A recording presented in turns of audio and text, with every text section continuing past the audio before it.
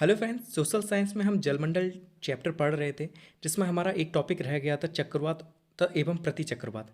ठीक है, तो आज हम जानेंगे कि चक्रवात क्या होता है, प्रतिचक्रवात क्या होता है। ठीक है, अगर इंग्लिश देखें तो इसे साइक्लोन कहा जाता है या एंटी साइक्लोन कहते हैं प्रतिचक्रवात को। अब ये होता क्या है इसके बारे में जान लेते हैं। पवनों का एक ऐसा चक्र जिसमें अंदर की ओर निम्न वायुदाब और केंद्र के बाहर की ओर उच्च वायुदाब होता है। देखिए, हमने वायुदाब के बारे में पढ़ा। निम्न वायुदाब कहाँ पाया जाता है कि जहाँ ज़्यादा गर्मी पड़ती है, सूर्य की सीधी किरणें पड़ती हैं, तो क्या होता है कि वहाँ पर निम्न वायुदाब पाया जाता है। उच्च वायुदाब कहाँ पे पाया जाता है? जहाँ पर सूर्य की सीधी किरणें नहीं पड़ती। ठीक है, जहाँ ठंडा रहता है, ठंडा मौसम होता है, तो वहाँ पर उच्च वायुदाब पाया जाता है। अब चक्रवात कैसे आता है कि ये पवनों का एक चक्र है कि पवन घूम रही है। लेकिन वो क्यों घूम रही है? क्योंकि उसके अंदर जो है वो निम्न वायुदाब पाया जा रहा है। ठीक है, लेकिन केंद्र से बाहर की ओर अगर हम देखें तो उसमें उच्च वायुदाब पाया जाता है। ठीक है, तो जब ऐसी कंडीशन पाई जाती है तो वहाँ पर इसे चक्रवात कहते हैं। ये गोलाकार या अंडाकार होते हैं। देखिए, आपने कई बार होगा, आप मैच वगैरह खेल रहे होंगे ग्राउंड वगैरह में या कोई गेम वगैरह खेल रहे होंगे, तो आपने धूल को उड़ते हुए देखा होगा, बिल्कुल गोल गोल उड़ती हुई जाती है। कभी कभी कहते हैं कि अगर हम इसके बीच से गुजरेंगे तो हमें उड़ा ले जाएगी। ठीक है, तो ऐसी बहुत बड़ा बवंडर, ठीक है, उसी टाइप में, वो तो आपने बहुत छोटा देखा होगा, वैसे ही बहुत बड़े बड़े बवंडर भी आते हैं, अमेरिका साइड में ज़्यादातर देखने को मिलते हैं। ठीक है, तो ये कई चीज़ें उड़ा ले जाते हैं अपने साथ, तो इन्हीं को हम लोग चक्रवात कहते हैं या प्रतिचक्रवात कहते हैं। ठीक है, तो पवनों का एक ऐसा चक्र जिसमें अंदर की ओर निम्न वायुदाब पाया जाए और केंद्र से बाहर की ओर उच्च वायुदाब होता है, चक्रवात कहलाता है। ये गोलाकार या अंडाकार होते हैं। इसमें हवाओं की गति उत्तरी गोलार्ध में घड़ी की सुइयों की विपरीत दिशा एंटी क्लॉकवाइज और दक्षिणी गोलार्ध में घड़ी की सुइयों की दिशा में यानी कि क्लॉकवाइज मुड़ जाती है। देखिए, हमने पृथ्वी का ग्लोब देखा है। ठीक है, आपको पता है कि बीच में से विषुवत रेखा गुजरती है। ठीक है, उसके ऊपर का हिस्सा जो होता है उसे उत्तरी गोलार्ध हम कहते हैं और नीचे के हिस्से को हम क्या कहते हैं? तो उसे दक्षिणी गोलार्ध कहते हैं। अब इसमें हवा की गति किस साइड रहती है ये देख लेते हैं। तो इनमें जो हवा की गति है, उत्तरी गोलार्ध में क्या होगा कि घड़ी की जो सुइयां हैं उनकी विपरीत दिशा में, यानी कि जैसे घड़ी की सुई आपको पता है कि सीधे हाथ की तरफ घूमती है, तो इसमें उल्टे हाथ की तरफ घूमेगी। ठीक है, एंटी क्लॉकवाइज। ठीक है, तो वैसी रहती है हवा की गति।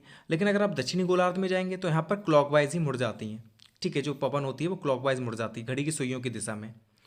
ये चीज़ हो गई। और देख लेते हैं। देखिए, आपको फिगर में भी समझ में आ रहा होगा कि उत्तरी गोलार्ध में इस ओर जो पवन है वो चलती है, लेकिन दक्षिणी गोलार्ध में क्या है, वो क्लॉकवाइज चल रही है। ठीक है, सीधे की तरफ चल रही है। और जबकि उत्तरी गोलार्ध में एंटी क्लॉकवाइज चल रही है। ठीक है, ऐसे हवाओं का बवंडर चलता है। अब चक्रवात के प्रकार देख लेते हो। चक्रवात दो प्रकार के होते हैं, उष्ण कटबंधी चक्रवात और शीतोष्ण कटबंधी चक्रवात। देखिए, उष्ण कटबंधी से आपको समझ में आ रहा हो कि जहाँ ज़्यादा गर्मी पड़ती होगी वहाँ पर उष्ण कटबंधी चक्रवात आते हैं। और शीतोष्ण कटबंधी चक्रवात जहाँ पर सर्दी पड़ती है, ठीक है, ठंडा मौसम रहता है, वहाँ पर शीतोष्ण कटबंधी चक्रवात आते हैं। अब प्रतिचक्रवात क्या होता है इसके बारे में जान लेते हैं। एंटी साइक्लोन कहते हैं इसे। उच्च चक्रवात के चक्रवात के ठीक विपरीत प्रति चक्रवात में केंद्र में उच्च वायुदाब और बाहर निम्न वायुदाब होता है। मतलब आपने चक्रवात के बारे में पढ़ा, तो प्रति चक्रवात जस्ट इसका अपोजिट है। उसमें आपने पढ़ा था कि केंद्र में कैसा वायुदाब रहता है, तो निम्न वायुदाब रहता है, जबकि केंद्र से बाहर की ओर कैसा रहता है, उच्च वायुदाब रहता है। जबकि प्रति चक्रवात में क्या होगा कि केंद्र में आपका उच्च वायुदाब पाया जाएगा और केंद्र से बाहर की ओर कैसा पाया जाएगा, तो निम्न वायुदाब पाया जाएगा। ठीक है, अगर आप चक्रवात के बारे में पढ़ लेंगे तो प्रति चक्रवात के बारे में आप लिख सकते हैं। ठीक है, अब विभिन्न देशों में चक्रवातों के अलग अलग नाम दिए गए हैं। ठीक है, कि कई देश ऐसे हैं जहाँ पे क्या हुआ, चक्रवात के अलग अलग नाम दे दिए गए।